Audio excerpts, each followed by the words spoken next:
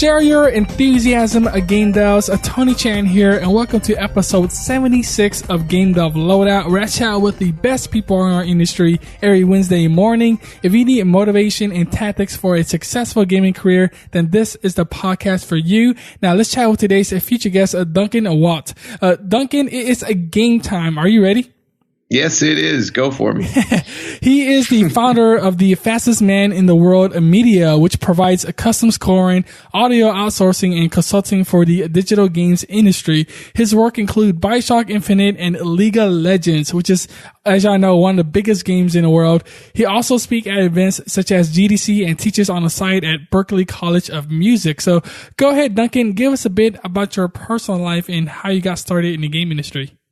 How I got started. I used to produce bands for a living for the pop music industry, and that wasn't a monster thing for me. I mean, I liked doing it, but I was sort of successful at that. But I thought it would be cooler to be a maker, rather than just sort of enabling everybody else to do it.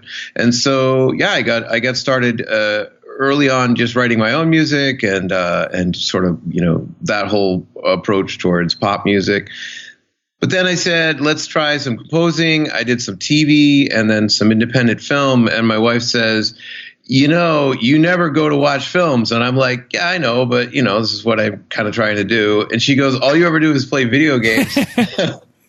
And I said, you make a really good point, honey. And and that was pretty early on. So I remember playing Final Fantasy IX. And just listening to the score and just going, wow, it's not little beep beep boop boop stuff anymore, that you could see the future coming. And so that was a while back. And one day I just said, that's it. No more producing bands. I used to teach piano on the side. I'm not going to take any more students. I used to play in wedding bands. And then I said, no more wedding bands. And I used to mix for people. I said, no more new clients. And that was it. And in 2005, I went out to GDC. And met a bunch of sweet people that are, a number of them are still friends to this day. And that was a life-changing event. After that, I was lucky. A couple of friends I made at GDC there and a couple of friends online asked me if I wanted to do some overflow work for them. I got some work for this pirate game called Pirates CSG online for Sony Online Entertainment. But I didn't get the gig with Sony. I got the gig with the guy who, knew the producer, that kind of thing. So it was a lot of personal relationship stuff at that point. And then that kind of exploded. I ended up doing voices for that too. And I don't know, just sort of little bit by bit, never stop, always go forwards. And I've been lucky to work on some fantastic projects since then. It's been a long time. It's cool how your wife pointed out. He's like, you play video games all the time. So, yeah, well, you would think I would have thought of that myself. As of today, what is your current main area of expertise? Well, I'm a composer. I've always been a musician. Before I even produced bands, I was in bands when I was a kid, and I was just started very young. I went on the road when I was 17, and I got a fake ID and told everyone I was 21, and it was complicated. It was a toxic environment at home, and the same story you hear from a lot of musicians. And I realized early on that was probably not a sustainable career, being out on the road. And so getting in recording studios by maybe age 19, 20, that kind of thing was important. And that was a good career for a little while. In Boston area, I played on a lot of people's CDs as a keyboard player, and then there was a big call for piano players and Hammond organ, so people would either synthesizer side or whatever. And it was great. It was a good time at that time. But like I said, at some point you get out of that kind of feeling of wanting to be a rock and roll star and just want to make music, And so that's where all that stuff came from in the first place, though. Composing, and I kind of want to change the perspective on this one. So for any developers that don't have a composers and they want music for the game, or they want to get someone on board, what is something we probably don't know about when hiring a composer or working with one that we should know? I think music is this weird alchemy. It's not the same as, I think all art forms have their own alchemy, but it's not as easy to talk about, and it's not as easy to communicate as, for example, a story. Because you and I speak to people all day, but we don't make music to people all day.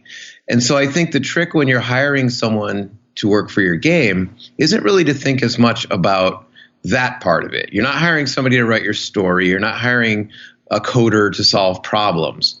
You're finding something that you love and seeing how that fits with your game. It's like holding flowers together in a vase. They're beautiful flowers. Sometimes they work together, sometimes they don't. But you know when it's right. And I know that's funny because it's not very scientific, but in my experience, the people that I love to work with are the people that end up all making the great game together, including myself. And so I think step one is, it seems silly, but listen to the composer's music. Don't worry as much about who the composer is or what they are or what they're like or any of that, because in the end, that's not really as important. I wouldn't say that if I was hiring an executive at my company, but the composer isn't going out and selling anything to anyone. They're making beautiful music, and find out how they made that music.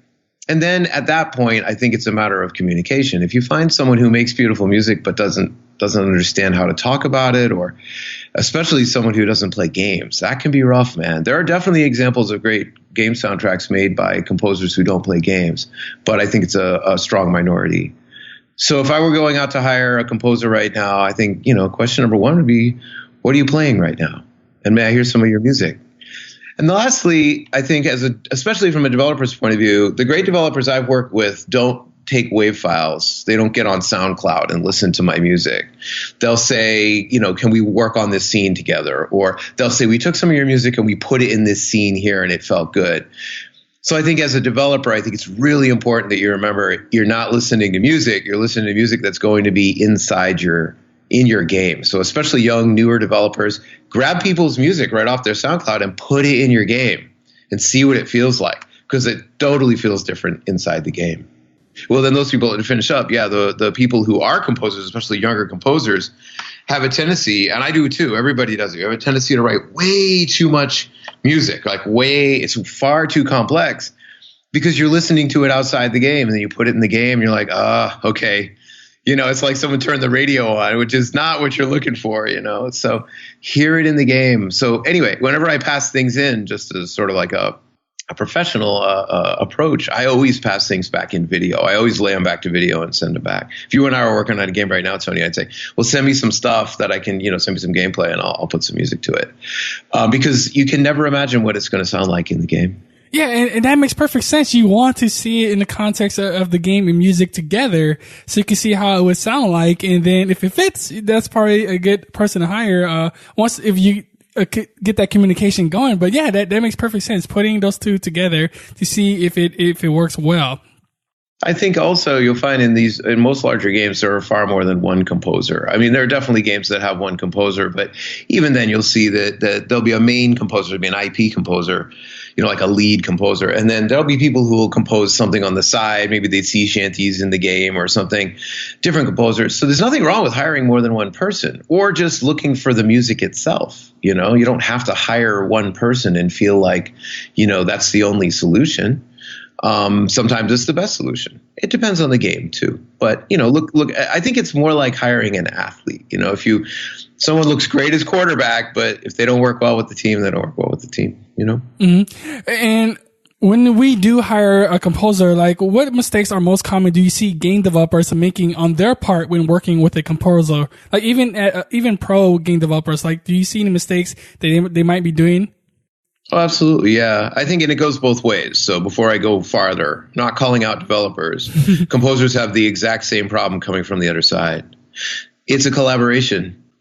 I think so. A lot of developers will say, what we want it to sound sort of like Old Lou Reed and, whatever, a little bit of Mumford and Sons, but it's also got to sound epic, And then the composer's thinking, wow, I don't hear any of this, but okay, here you go.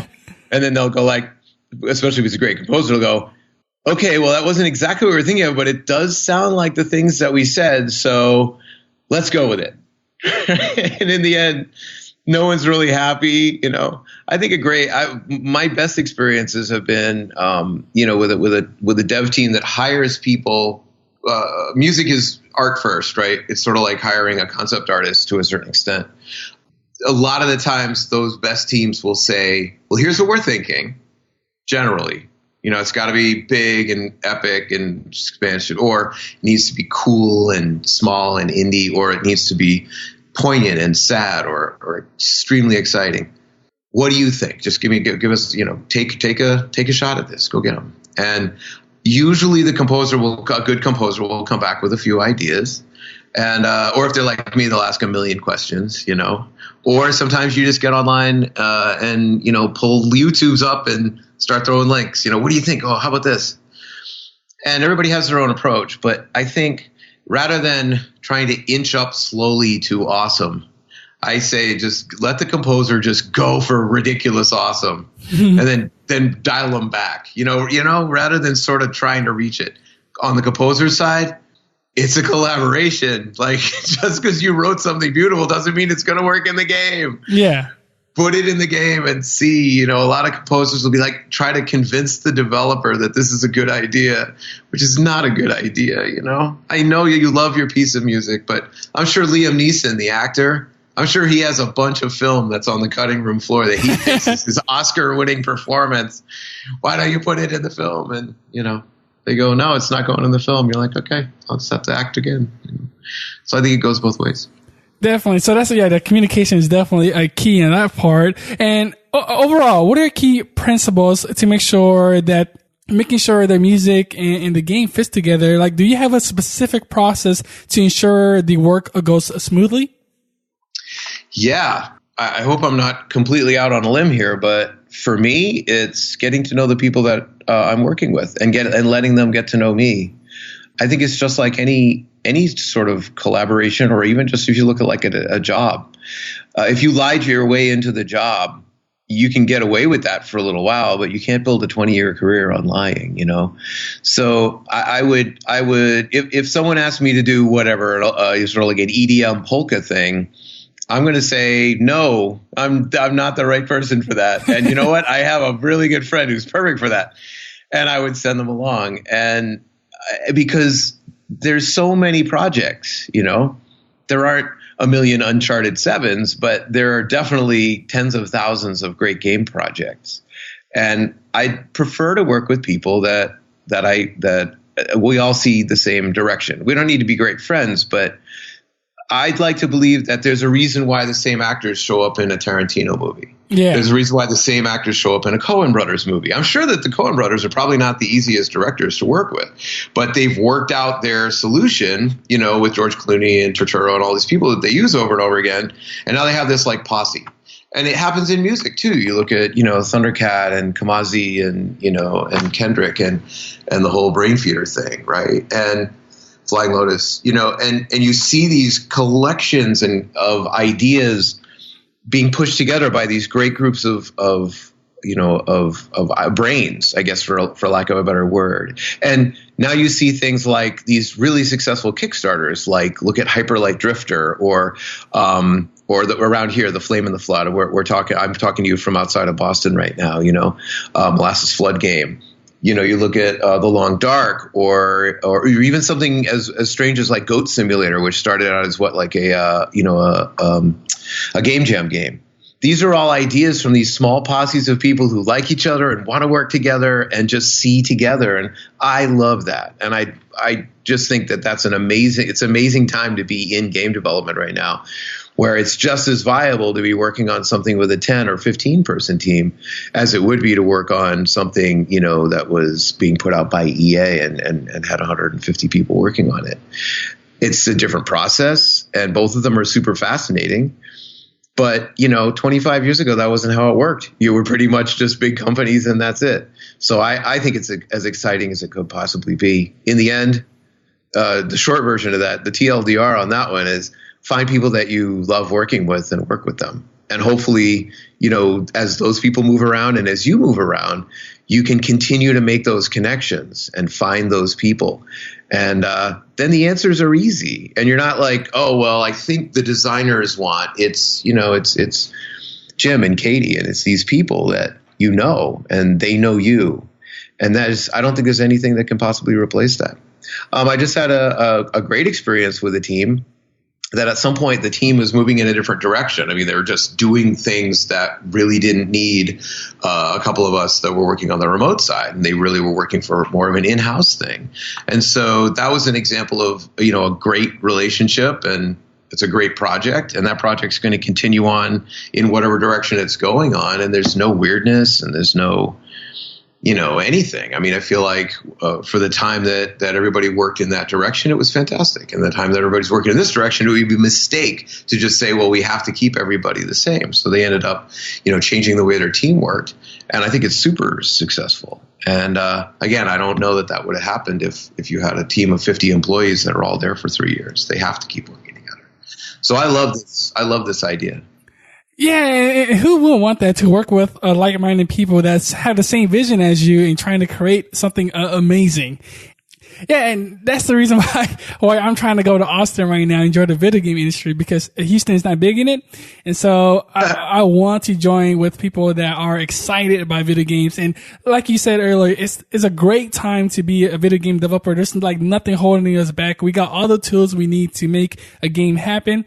We just got to go out there, find the right people and work with. Well, to break the ice, I guess, with someone else, or to easily get to know someone better, do you take them out to dinner, or you go to lunch, or do you do something? Well, yeah, I mean, it's always great to be in the same room with someone else. But again, I apologize. I hope you don't mind me coming in maybe from a different angle than the question. But for me, I think it's about telling the truth. I think it's about being honest. Like I said before, it's like you can create a relationship by going, oh, yeah, I'll make yes, I love writing heavy metal polkas. In fact, I've been doing it all my life. This is, that you can't create a long-term relationship like that. So if you tell the truth and you say, well, it sounds interesting, I'm not sure if that's really me, you end up meeting with people who also tell the truth. I think you find people that are honest by being honest. So for me to break the ice with someone, I have I'm self-aware. I have a pretty strong personality. I like to get those things done quickly. I like to make a decision and go with it. And there's a lot of people that don't like to work that way. And that's great. There's no animosity. Sometimes we can work together, but they're usually better off finding someone who is a little more like-minded. So I think the fastest way to work with someone and to get that, like you said, to break the ice and to get the ball rolling is just to be honest. I love asking people, if I had just met you at whatever in Austin, and you're like, hey, I'm Tony. I'm like, hey, I'm Duncan. I'm like, I said, well, what are you playing? What games are you playing right now? And it's not even an icebreaker. It's literally, I'm interested and I'm fascinated in what games you're playing right now. And if you say I'm playing, PUBG all day and that's the only thing I play, that's fantastic, But I think I find out a lot about people that way, and they find out about me, There's a lot of people who'll come up to me and say, well, what games have you worked on? And I'll say, I don't know. I've worked on a lot of games. I mean, I've worked on 30 released games, right? And so do they want me to go, oh, well, I worked on League of Legends, and League of Legends is really great. What did you work on? That's not how we're not breaking any ice. We're just, comparing our resumes, and so that doesn't make any sense. I'd like to believe in the end, Tony, that we're making we're coming up on the holiday season, right? So regardless of what your holiday is, there's a lot of little people and adult little people that wake up on holiday morning and go, I can't believe you got me that. And I like to believe that we're the people that make that. We're like the elves that make that stuff. And if the person I'm working for is like, oh, if we just sell 10,000 copies and we will be able to, that just is a big turnoff for me, man. Like, how could you not be excited about making cool games that people love and they have such a good time playing it, or it touches them, or they're really, deep. Look at what Annapurna's doing. With Reigns of Edith Finch, and you look at everything from Gone Home and Soma and that sort of narrative approach towards games rather than the pew pew pew serial killer approach. Yeah. But then also look at PUBG. Look at I've been playing Shadow of War. I'm not shitting on AAA games, man. I mean, AAA games are like the stuff. I think I'm 1 or 2 quests away from finally having finished Shadow of War. What a beautiful, beautiful game. So I'm so excited about doing this kind of stuff, and I like to be around people that are like that. So if if there's advice in there, I guess be honest, be excited, tell the truth. If all you can do is wait for whatever the new version of, I don't know, is there Pokemon Go 2 or something? I don't know if that's even in development, but if that's what your thing is, I guarantee you telling the truth is going to be better than, making up something, Some of the major game companies out there insist that you play their games. Period. Like they'll ask you questions about the games in the in the interview process, and if you don't know what the answers are, they're like, "Why are you here? Why are you, be honest, tell the truth." Yeah, there's nothing that good come out of lying. It just in the end, it's always something. It's always going to end badly, as far as I know. So yeah, just be honest. And yeah, if you're in an interview, be honest with your skills and let them know what you could and can't do. Yeah, definitely. Now let's take this on a personal level and. Like you say, you been working on mini games. What was the worst moment of your career? That one moment that's still vivid in your mind. Be very detailed and tell us that personal story. I actually have one that I can tell you. Like I don't have to be too coy about.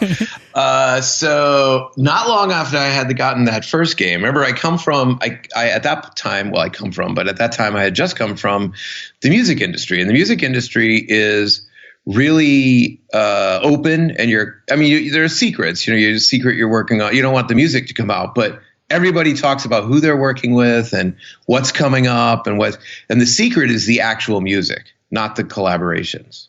So not long after I got that Sony Online game, I was lucky to have the team ask me to do another game with them, and I ended up working on a game called Stargate Online TCG. And that used the IP, the intellectual property, Stargate, which at the time, which was still on television, as a television show, right? And it was a trading card game, online trading card game. And I had done a bunch of music for it and all that kind of stuff. Well, what happened was, I had gotten hired to do the music. We had written the contract. So then I got my PR hat on and I wrote every single game dev outlet there was on the internet and made a big press release. Duncan Watt hired to compose for new Stargate Online TCG game coming out, Sony Online Entertainment. And before I sent it out, I asked the producer, I emailed the producer and said, "Can I do this?" And the producer from the game company, not from Sony, said, "Yeah, of course you can." Right. So I did. And I went out to 115, news outlets on the internet. And so I woke up the next morning. I live on the East Coast. And so it was a little later in the morning. And I got a call from Universal, which was in LA. And the lawyer said, "This needs to be gone in the next 6 hours or we're going to take everything you have." What the? It was the scariest phone call I've ever had in my life. I had a little kid. I already had one little 3.5-year-old, and we had another one on the way. I live in this little house, two cars and 2 jobs, and that's it. There's no money here. This is a brand new career. No money in the bank. It's just a little thing. And Universal, the entire Universal law team is like, it's like they dropped the giant Death Star over my house and just hovered there. And I said, "All right, look, we're both people. Let's just talk like people for a second, please." This is a beautiful, very nice woman. And I said, "If you're me, how would you go about doing this?" And she said, she kind of chuckled. She goes, "I'm glad I'm not you."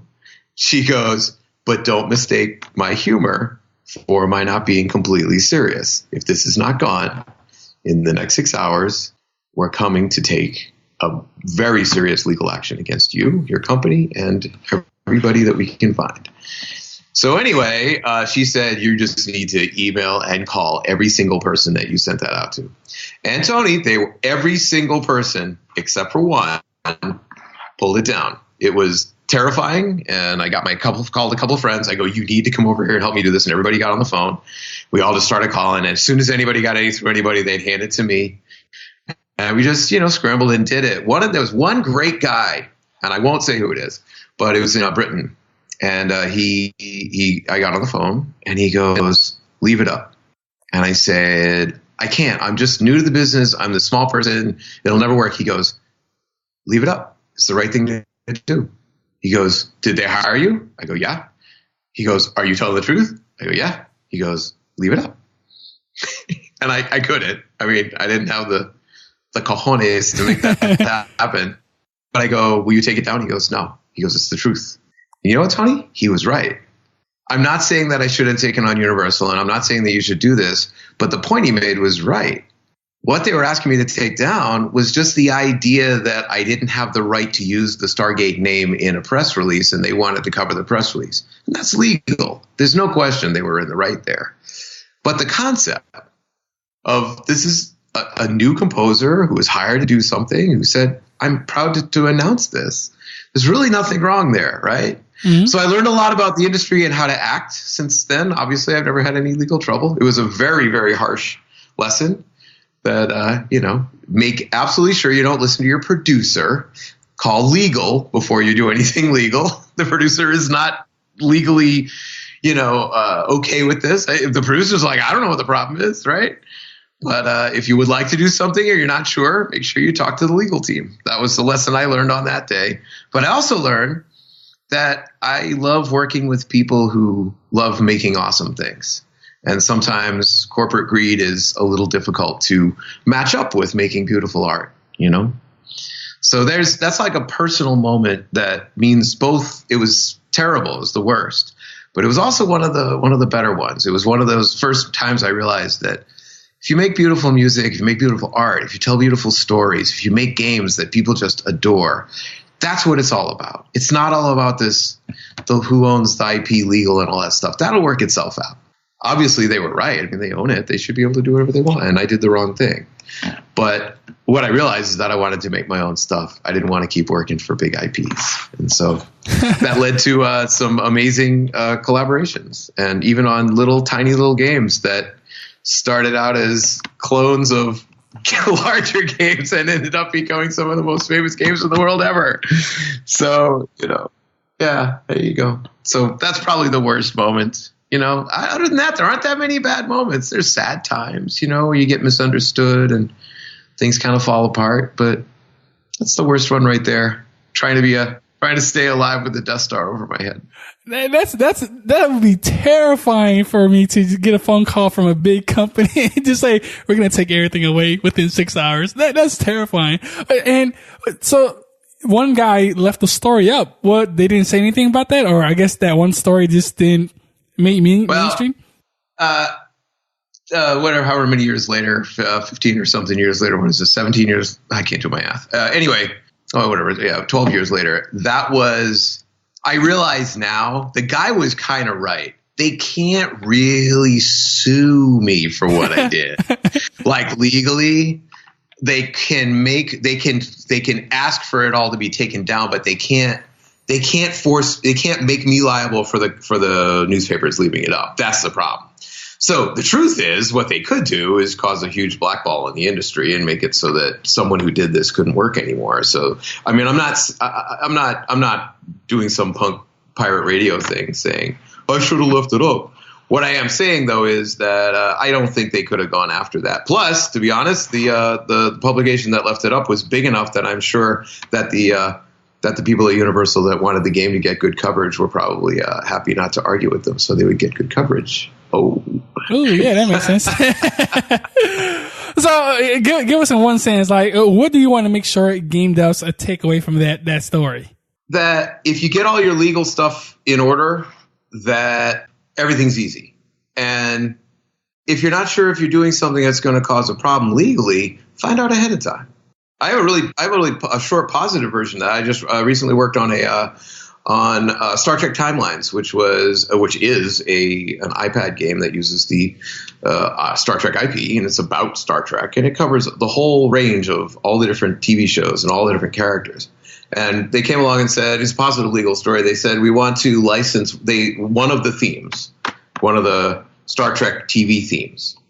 Right. So once they do that, then as a composer, you can write whatever you like using that theme. Right. That's what they're licensing, the content of the theme.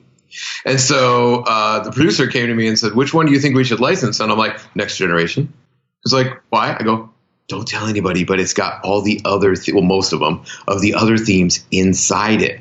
And he's like, oh, snap, that's great. So we ended up doing that. And so you got da da da da da da da, and dun dun da da. You have all these neat little things, da da da da da da da. So you got all these little themes from everywhere. And so it's sort of like getting we bought the whole Thanksgiving dinner rather than just the turkey, and it was great. I couldn't have been a better experience writing for that. I mean, it's amazing. It feels great. You get to play with Star Trek themes and great company. The game's fantastic. It was a real positive experience all around. Smart move. On their part. I mean, it was their part. But it was cool. It was a collaboration. Like, they called me and said, hey, what do you think? And they handled all the rest of this stuff. So, again, great collaboration with people that I loved working with and so good. Now, what have you changed your mind about in the last few years, and why, in terms of the game industry? I think a while ago, I really liked the idea of working on one giant project for a long time and becoming really intimate with the project, and making an hour and a half of music and just really working with larger collaborations, working with larger orchestras, trying to get a lot of other people involved, that kind of thing. And I think over the last couple of years, I still like doing that, but I realized that the amount of coordination and talking and just, administrative part to that is tiring. It's not exhausting. It's just tiring. And I got lucky, like, for example, with that Star Trek game, to work on a number of smaller, shorter projects where you're doing maybe 45 minutes of music, but the whole process is maybe, 6 months long. You're not working on it for 2.5 years, that kind of thing. And then the game comes out and it's out there and you make another one. And so I realized that I like working with independent companies. I like working with smaller companies on games that don't take forever to make. I like working quickly. I mean, I named my company that, but I like the idea of moving through through the vision without a lot of obsession over silliness. Obviously, attention to detail is paramount, but attention to the details that no one cares about can be tiring. And so, anyway, that's just, I don't know. I don't mean to translate that to anyone else, but for me, I've found this new energy in working on smaller projects, on working things that I'm fascinated with the narrative thing. I'm very lucky to have just completed some work on one of these narrative style games. It's called The Station, and it's coming out of a very small team in Vancouver, but it's in cert for the major platforms right now, which means it could come out simultaneous release on all platforms, which would be very exciting. And this was great. I mean, working on a game where the gameplay is the story. Again, for people who don't know what I'm talking about, it would be like Dear Esther. Gone Home is probably one of the flagships. Soma is one. There are a number of games like this where some people in sort of a pejorative way call it like the walking simulator. It's like you're walking through the game. But people who pay attention, you can play Mass Effect without playing the major battles. You can just play it almost as a conversation game, and or the most recent Mass Effect. And I love this idea, not to replace anything else. I also love, I just played Shadow of War for like 60 hours. So, I love killing orcs too, but I love the idea of the genre morphing into this new idea where, what are we trying to do here? How can you tell a story? Look at some of the amazing games that have come out over the last couple of years. Look at like Papers, Please, or these games, these little independent games made by just a few people that just knock it out of the park. Some of these games are so emotional. I can't even really approach them. So they cover. Look at To the Moon is an example, right? I can't play that game. Everybody's Gone into Rapture, same thing. And talk about beautiful music and voices and real musicians, and it's such an exciting time to be involved, where you don't have to feel like you need to make a sequel to something that was a sequel to something else.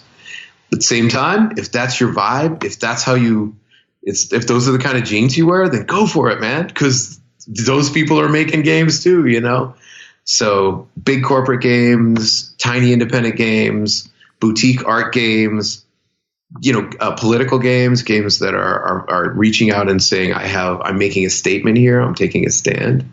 Punk games. It's all out there right now. And it's such an exciting time.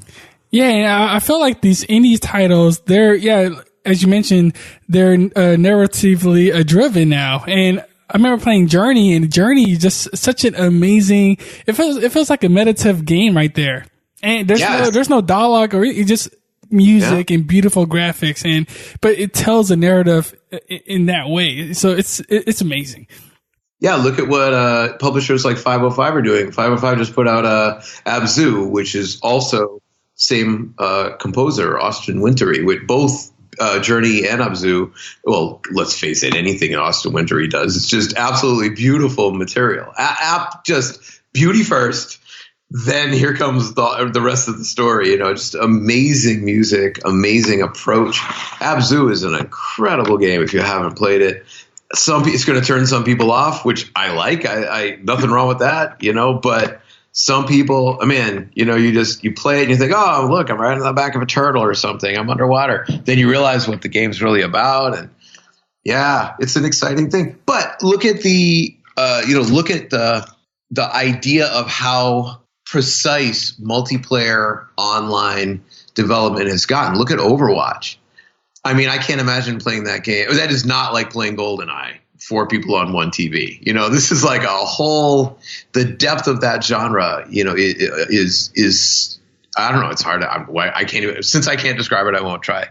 It's just unbelievably smooth, unbelievably cool, like real character, like not real characters, but presented in a very real sense, And if you even just look at the arc of game like League of Legends, which started out as this, it started basically out as Dota, right, and then just became what it was through the characters. Now just look at the sprawl of the development process. We just spoke with a couple of people from the audio team. To be clear, I'm not working with Riot on anything right now, but I ended up talking with some of the people on the audio team and just dealing with how their process works. What they go through just to get a new character out, and not just audio, of course, but just like this whole development team based behind a character and the lore and the concept and the art and the 3D and the abilities and all these things. It's fascinating. It's such a cool time to be involved in all this stuff. It's very energetic, and there's a place for everybody here. Yeah, I don't think people realize how much effort it is just to add like one new character to a big game. Like it takes a lot of resources, and then you got to make sure the character is balanced in that game. So there's a lot to it. Yeah, it's very complicated, and even just on the audio side, it's fascinating. Plus, they're running all that stuff on your computer. If you play one of these major multiplayer Dotas, Dotas. Did I say that? MOBAs is that you're going to end up.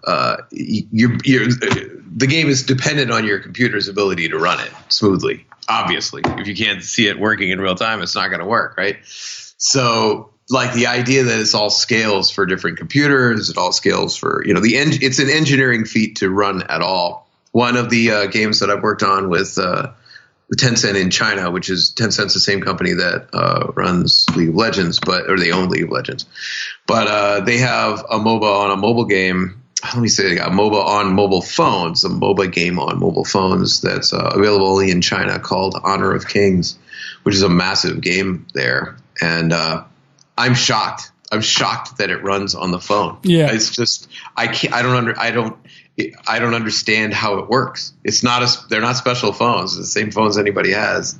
But damn it, if that game doesn't work at like ridiculous frame rate, you're like, how are you doing this? So just on that level, anybody who's wondering whether there are engineering gigs, please just do this. Yes, there are a million engineering gigs.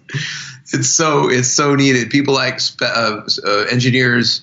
What does Valve say? The T, like a T employee. And again, I apologize to anybody at Valve if I'm not describing this correctly, but this is the first time I heard about it. Is the idea that someone, the perfect employee, can do a little of everything, can basically make a game, understand and work with all the different parts of the game, from visual to coding, but they do one thing world class. That's the T. Like the top part is like all the different ideas, but that T, the part that goes down deep, is that one world class thing you do, And so, if someone came into a situation and said, I'm going to be a graphic engineer, I'm going to be a technical engineer for visual graphics.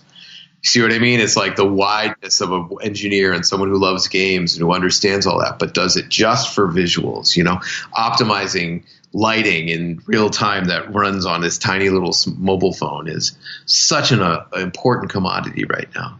And just to pull it all around together to sound design and then again to composing, great to be able to compose, great to be able to do good sound design. But if you can compose or do sound design and work within one of the major pieces of middleware, like Wise or Fmod or one of the smaller middleware, audio middleware pieces like Sector or whatever, you're steps ahead of the competition. Not that there's really a competition, there's plenty of gigs, but I mean, you're moving toward that T employee. You're saying, I do compose, but I also understand how to present this in a dynamic format using, for example, Wise. So all I really need from the engineers is a start flag and a couple of values, and I'll take it from there. That's an amazing thing, and it's a money saver to the company because they're not spending engineering hours on implementing the music. You're doing the implementation, so it's a crazy time. If that's what you're into. That said, if you're not, then just focus on what you love. Yeah, you mentioned a lot of softwares earlier. I want to kind of talk about that. What do you think was like the best investment you have ever made? And it can be investment of money, time, or energy. Like, what was that best investment? Well, in the end, I don't think there are many people who've made careers, at the risk of sounding pretentious. I don't mean that this way, but there are very few people that have made a career out of something that they don't do with excellence. So I think before you do anything else, whatever it is you're hanging your flag on, you have to be excellent at it. And just that process right there isn't a one-time thing. You don't go to school to be a computer programmer and then you're just excellent. It's a constant study. I think all of the great people with the exception of maybe a couple, but I think pretty much almost every great person that I work with who are just these world-class people, if I'm lucky to work with one of these people, are also eternal students. They're always reading. They're always going, oh, my goodness, I've never seen that. How do you do that? They're always learning. They're always trying to get better. So step one is investing in constant, striving for excellence, never trying to do something badly.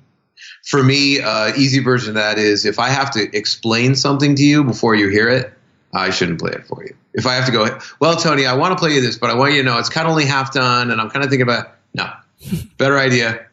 Let me say, hey, Tony, let me play this for you tomorrow. Then pull an all-nighter, make it good, and then play it for Tony. Right? Yeah. That's my version of this. And if I don't know what I need to do, then I need to get my ass in gear and go do it and get it right and then do it. So that's my version of striving for excellence. Everybody has their own version. Some people are just fascinated with the cutting edge or whatever.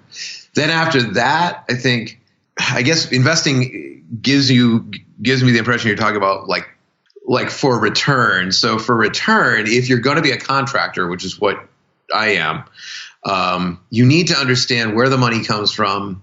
And you need to understand how basic business works. And this does not require a business degree.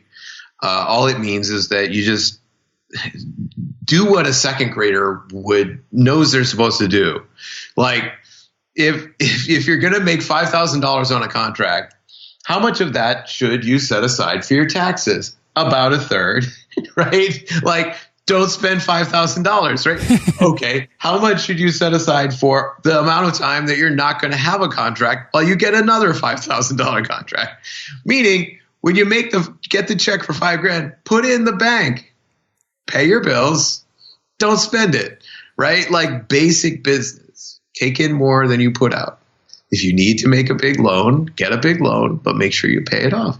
Like, it's just simple second grader stuff. If you had to teach a second grader how to have a good lemonade stand and make money at the end of the day, don't buy all the lemons.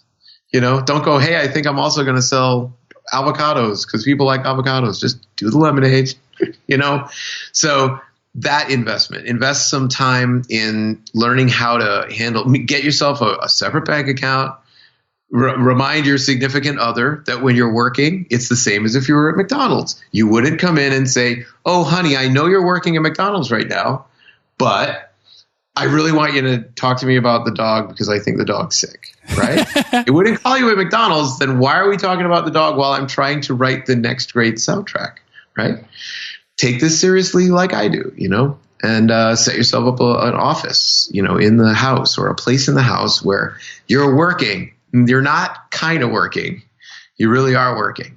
And then be responsible and get off the internet and work for 8 hours. It's amazing what you can do for 8 hours if you turn the internet off.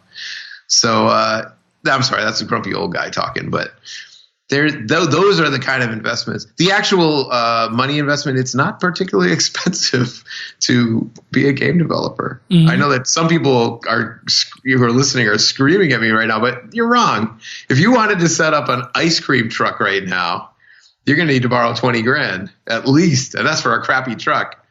So with 20 grand, there's really not much you can't do. I mean, you can't hire 6 people. Obviously, I'm just talking about one person, but you get yourself a good computer, get all whatever software you need, and get working. That's it. And you could probably do it for like 5 grand, or just whatever computer you have right now and get going. Like, get Unity. Unity's free to work with, man. So go for it. Make some games. Seriously, So investment wise, yeah, I think it's more be prepared, be smart, and since I said grumpy old man, if you don't mind me answering for the team, for a young independent team, write everything down. Get your documentation in order. Make a design doc. Update the design doc when you change the design. It's okay if the design doc's 1 page long, but if what's on the design doc is not what's in the game, you're messing it up because one of your guys is going to quit. One of the people that's working for you is going to go, oh man, I got this gig in Austin. She's going to take off. And you're going to be happy for her. And you're going to realize you have no idea what's in her code because she didn't comment it.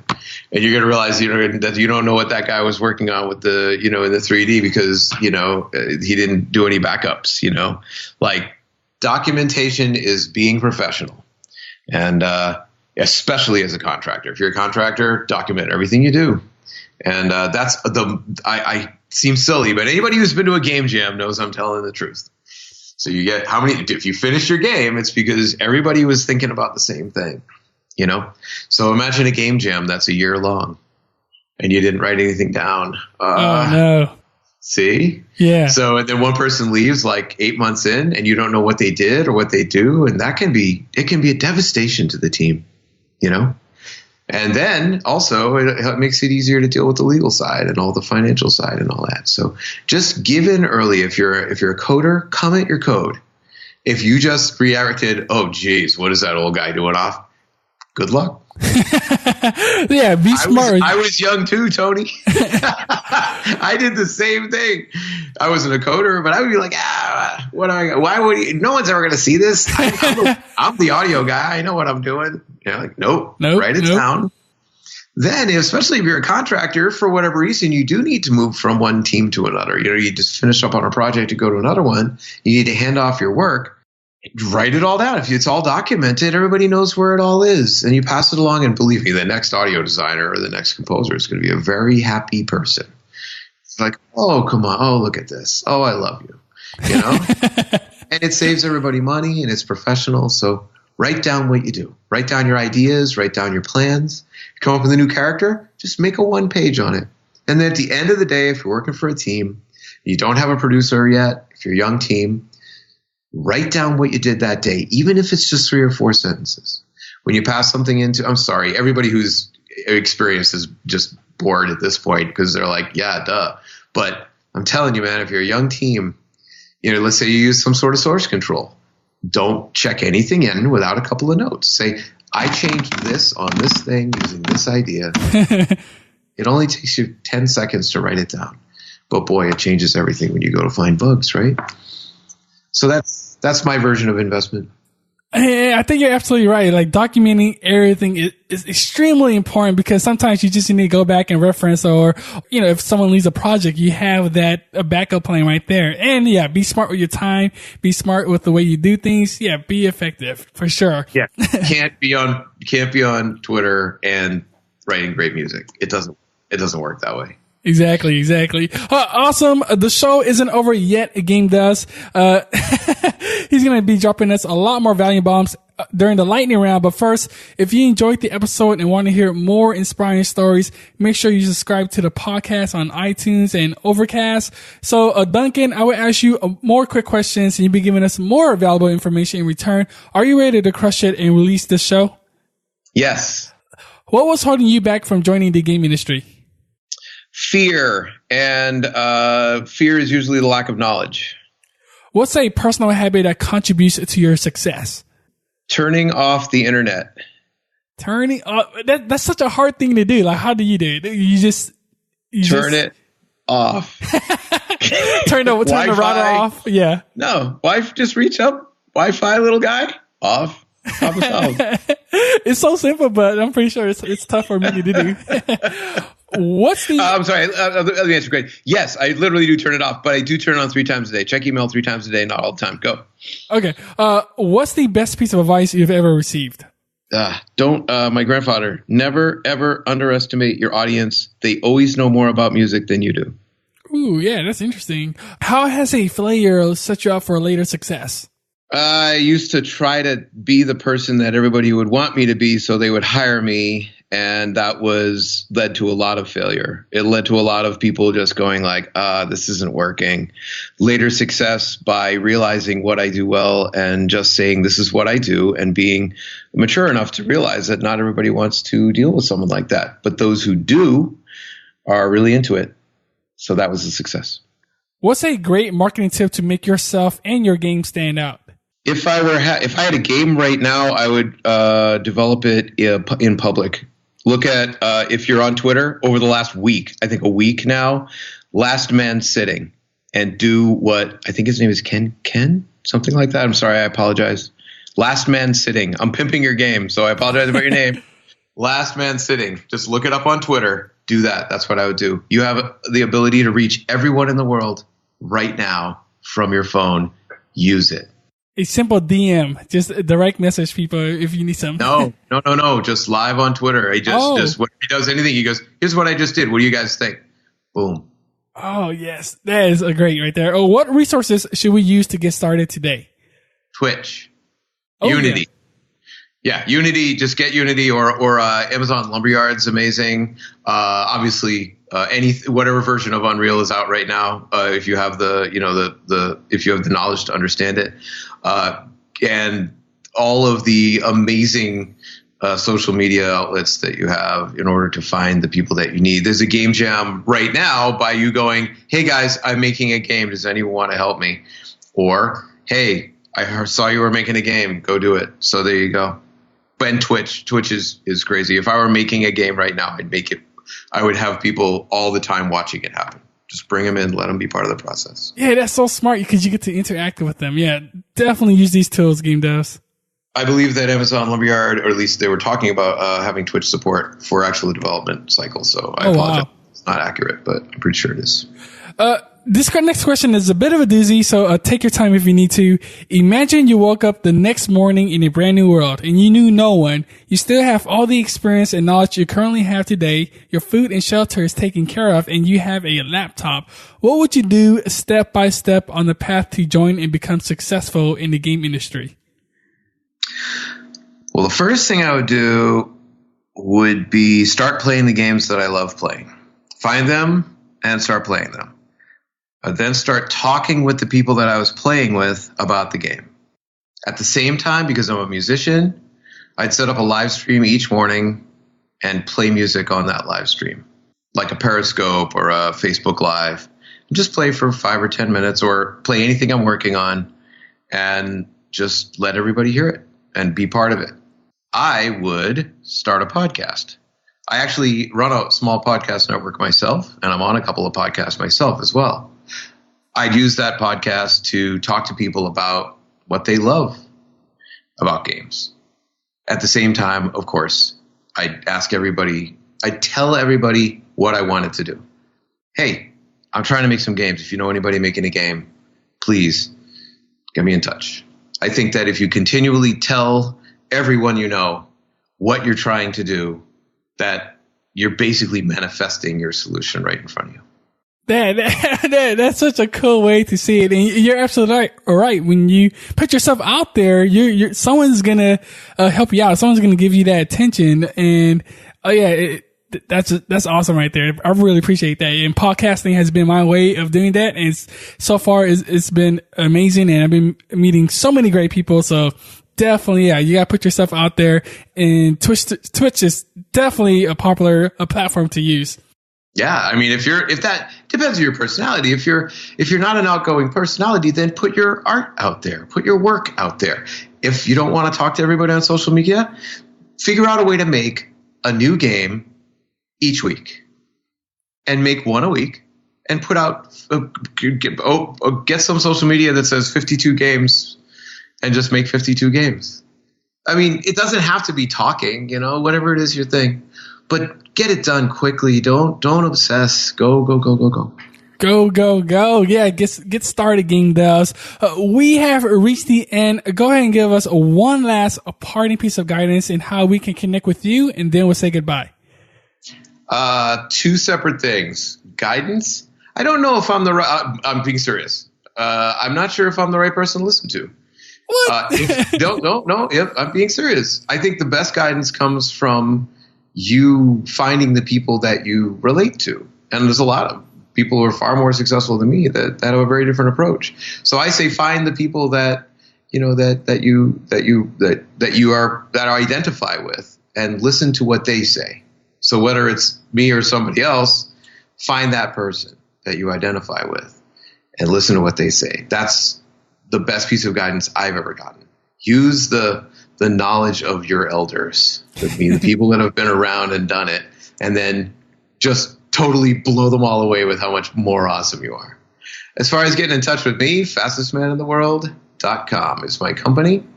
And if you don't mind me pimping my podcast network, we're completely not in any sort of competition. I have a podcast called The Muse Podcast.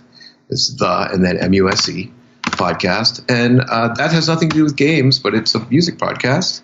And very simply, it's just the idea is someone comes on, plays something live that no one's ever heard before, and then we talk about where that idea came from. That's probably the best way. You want to get in touch with me, definitely fastestmanintheworld.com, hit the contact button, and say, yo, Duncan, and be patient, and I promise I will get back to you. And say Game Dev Loadout podcast on it, so I'll know where you're coming from, and so we can pimp my new friend Tony's podcast. that would be awesome. Game Devs, hit up Duncan. He gave us so much valuable information, and it's motivating. Like, it's motivating to hear you talk. Yeah, I'm just passing along the things that I've been very lucky to have. I always try to surround myself with people that I respect and that scare me a little bit because they're so awesome, and I just collect what they tell me and pass it along. These are not my ideas. I just owe everything to the sweet people that have been kind enough to offer me their insight in the past. And I'm hoping that hopefully by passing it along, we can you guys can make some awesome games that I want to play. That's what I'm hoping. Yeah, yes, that's definitely going to happen. Everything you just shared with us, we're going to take that in, and hopefully you'll be playing that in the future. So, Duncan, it's been a pleasure. Thank you so much for sharing your journey with us. For that, we are truly grateful, and we will catch you next time. Thank you very much, Tony. Thank you, Game Devs, for listening, and don't forget that knowledge is only potential, power, execution is the game. Go to GameDevLoadout.com and type in the number 76 in the search bar to find Duncan episode for all the awesome show notes where you can connect with him and the resources that we mentioned. Until then, take action. I'm Tony Chan, and I'll catch you next Wednesday on the Game Dev Loadout podcast. Peace.